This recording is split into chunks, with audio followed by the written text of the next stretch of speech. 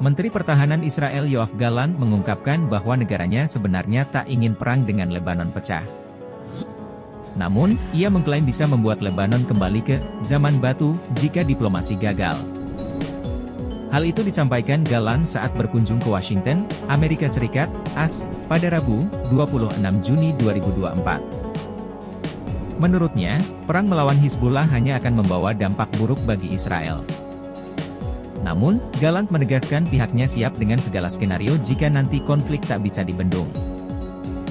Ia juga mengklaim bahwa Hizbullah sadar perang di Lebanon hanya akan menimbulkan kerusakan besar. Seperti diketahui, ketegangan di perbatasan Israel dan Lebanon telah meningkat dalam beberapa waktu terakhir.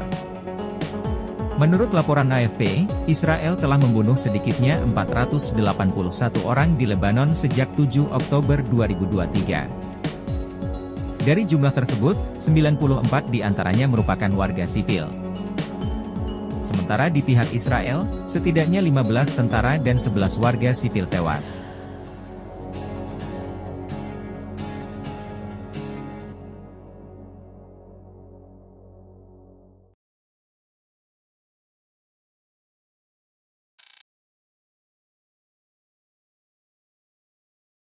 Download Tribun X sekarang, menghadirkan lokal menjadi Indonesia.